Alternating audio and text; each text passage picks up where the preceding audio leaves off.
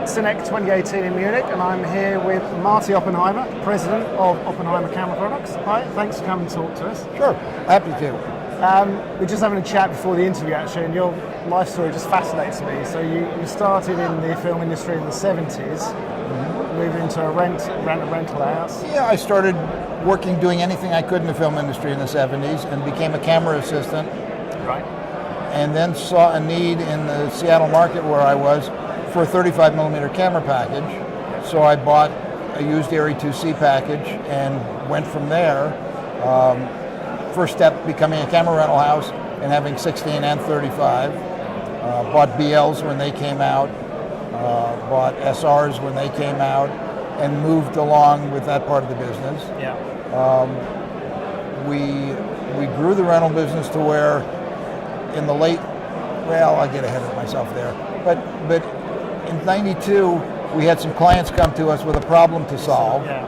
And they thought that we could solve it. We were actually supplying camera equipment to them. Yeah.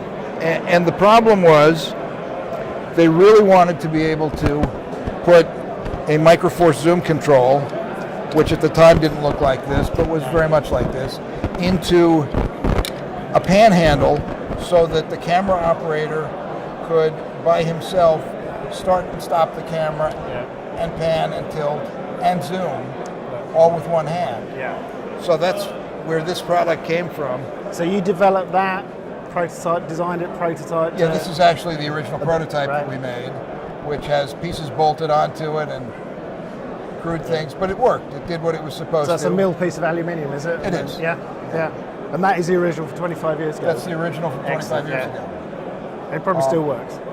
It would do the job. It may still work. Yeah, fantastic. So we started with that, and then that grew into a whole product line of both these, and then this fits onto an 18 millimeter arm, but we now go on to 20, 25 millimeter, 1 inch, 28.5 millimeter, and we do handheld arms that go onto a camera, so that the camera operator in a handheld situation can also use the Microforce zoom.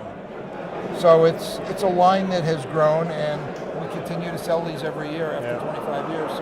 So that says something good. Yeah, it does actually. Yeah, there's not many products actually in this industry that last. You know, interestingly, the other product that has lasted longer than that is lenses. Yeah. Because classic lenses are now everybody's answer. Sought after, aren't they? Yeah. So people are using lenses from the 60s. Yeah. Which in the 80s nobody wanted to use. Yeah, we'll throw them away. Now I need them. Yeah. Lenses where a set of lenses, Paramount Studios might have sold you a set of lenses for $4,000 or $5,000 just to get rid of them, and now they're worth $50,000. An interesting problem. So this product line has grown, and it's comfortable, and that was the goal, that it marries the pan arm to the camera to your hand. So ergonomic, you can use it for hours on end. And But that, what you're saying there, that struck me from what we were talking earlier on, that that's your passion, isn't it? Problem solving on whatever level it's at. But actually you also said when you're in the rental industry, people would come to you as a rental house to solve a problem. They wanted to achieve something, so they would ask your advice. But the internet has taken that away. I think all the successful rental houses in the 70s and the 80s did that, and we were successful because people could come to us and ask questions, and we either knew the answers or we found the answers, and we helped them solve problems. And to me, that was a creative part of the industry. So being creative is something I want to do. The rental house side of things has really lost creativity now and has really become a commodity issue, and particularly is, well, if you want $100 for this, those guys want $40 for it. Okay, go to the guys who want $40 because I'm not going to do that. Yeah. So those kinds of changes have driven me out of the rental business. It's just no fun anymore. No. But the design and manufacture continues to be fun.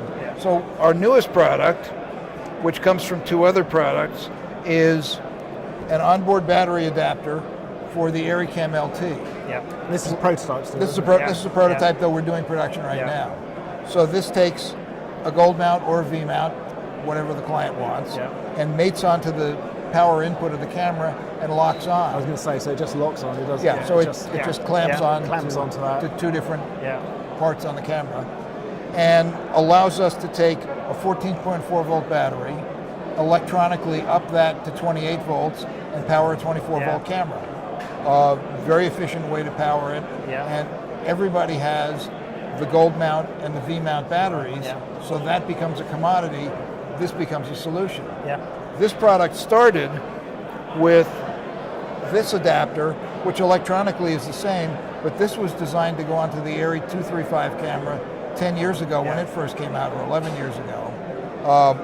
Slipped onto the camera, screwed onto a boss that existed, again, takes the batteries and increases the voltage from 14.4 to 28. That was about 11 years ago. About 5 years ago, Panavision in Atlanta came to us, knew that we had the 235 adapter, and said, we have a problem, can you help us solve it?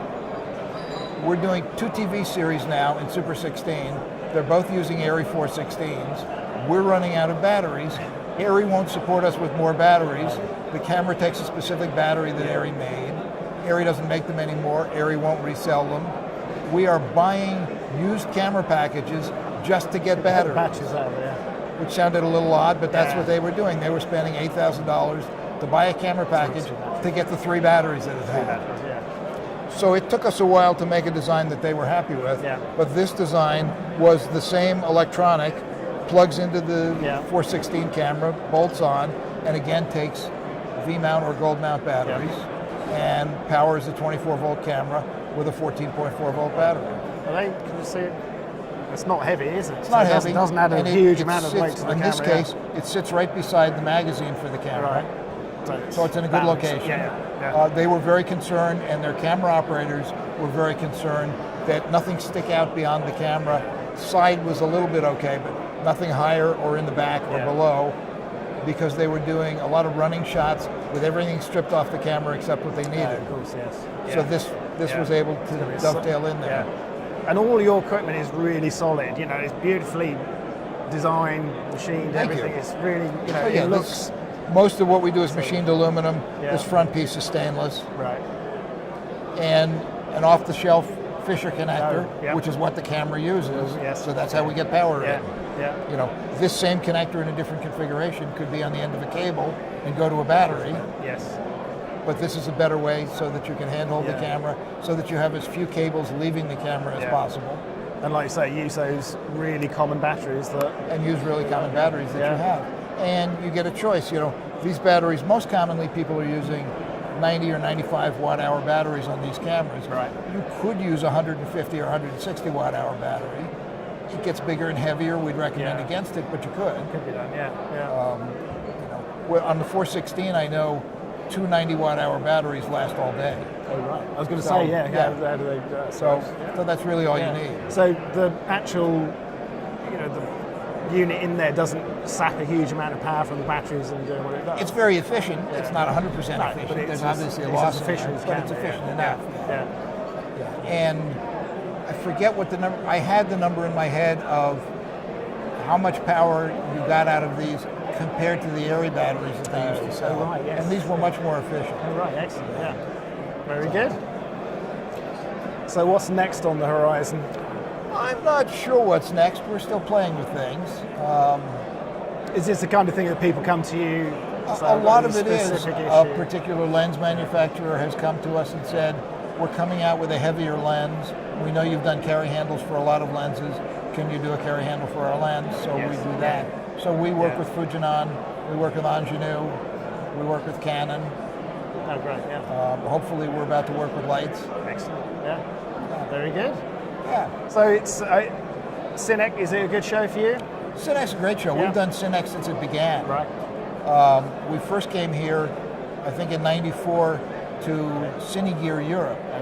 And we didn't show, we walked the show. But then in '96, the first Cinec, and we've been here ever since. Fantastic, It looks very busy this year. I mean, it looks very busy this year. It's a great start today, It seems to have a really good, you know, cross-section of customers. You know, they're all... It's, you know, compared to many other shows, it's not a very large show. No. But it gets the right people, and it gets the right people from all over the world. Yeah. And I don't know if that's because of the reason that Cinec thinks, which is they schedule it when Oktoberfest is, so of course people want to come. And there was a discussion at one point about moving the show to March, because maybe that was a better time of year. but there's no Oktoberfest. So they decided not to do that.